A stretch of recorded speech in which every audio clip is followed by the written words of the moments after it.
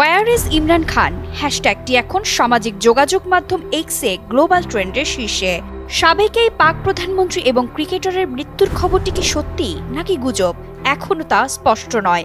পাকিস্তানের সামরিক গোয়েন্দাদের একটি অংশ তাকে হত্যা করেছে বলে শোনা যাচ্ছে।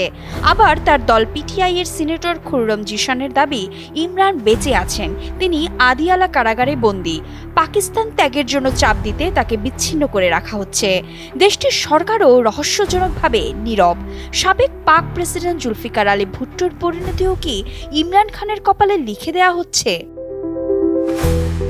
পাক আদালতের নির্দেশ অনুযায়ী সাবেক প্রধানমন্ত্রী ইমরান খানের সঙ্গে তার স্বজনদের প্রতি সপ্তাহে দেখা করতে দিতে হবে, অথচ ৩ সপ্তাহের বেশি সময় ধরে আদিয়ালা কারা কর্তৃপক্ষ তার সঙ্গে কাউকে দেখা করতে দিচ্ছে না।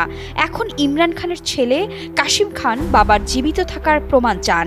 জেল কর্তৃপক্ষ ইমরানের বর্তমান অবস্থা নিয়ে সম্ভবত কোনো সত্য গোপন করছে বলে তার ও তার ভাইয়ের ধারণা। তিনি কি ওই কারাগারে আদৌ আছেন নাকি তাকে সরিয়ে ফেলা হয়েছে অন্য কোথাও, এমন প্রশ্নও কিন্তু ভেসে বেড়াচ্ছে বাতাসে। ১৯৯২ সালে ক্রিকেট বিশ্বকাপ ফাইনালে ট্রফি হাতে ইমরান খানের মুখটি মনে পড়ে। তারপরেই কিন্তু তিনি পুরোপুরি রাজনীতিবিদ হয়ে ওঠেন। ২০১০ সালের দিকে তার দলের জনপ্রিয়তা আকাশ ছোঁয়।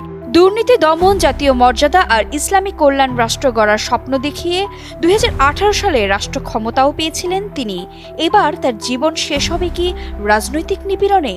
তার বিরুদ্ধে তো গণ অসন্তোষের কথা শোনা যায় না, বরং তার প্রতিষ্ঠা করা ক্যান্সার হাসপাতাল থেকে হাজারো মানুষ বিনামূল্যে চিকিৎসা সেবা পেয়েছে, এমন উদাহরণই আছে। ইমরান খানের ব্যর্থতা কোথায় কোথায়? অর্থনৈতিক সংস্কার করতে পারেননি কেন তিনি? বলা হয় মূল্যস্ফীতি আর ঋণের কারণে তাকে হারতে হয়েছে। দুর্নীতি ঠেকানোর কথা দিয়ে নিজেই নানা দুর্নীতির অভিযোগে ফেঁসে গেছেন। তবে তিনি ক্ষমতা হারান পাকিস্তানের ডিপ স্টেটের সঙ্গে সংঘাতে জড়িয়ে। অনাস্থা ভোটের মাধ্যমে তাকে সরিয়ে দেয়া হয়। তারপর তার বিরুদ্ধে শুরু হয় মামলাবাজি, গ্রেপ্তার সহ নানা নিপীড়ন। ২০২৩ সালে তাকে জেলে যেতে হয়। এই সবই তার সমর্থকদের চোখে রাজনৈতিক উদ্দেশ্য প্রণোদিত। এই মুহূর্তে নিজের দল থেকে তিনি পুরোপুরি বিচ্ছিন্ন। ইমরান খানকে সত্যিই হত্যা করা হলে তা পাকিস্তানের রাজনৈতিক ইতিহাসে আরও ভয়াবহ অধ্যায় যোগ করবে।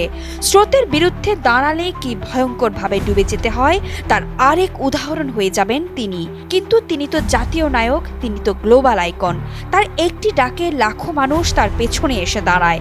হাঁটু গেড়ে বেঁচে থাকার চেয়ে দাঁড়িয়ে মৃত্যুকে বরণ করার সাহস দেখান তিনি। সত্যি ইমরানের মৃত্যু হয়ে থাকলে দেশটির অস্থির সময়ে নীতি নির্ভর নেতৃত্বের উদাহরণ কি তৈরি হবে না?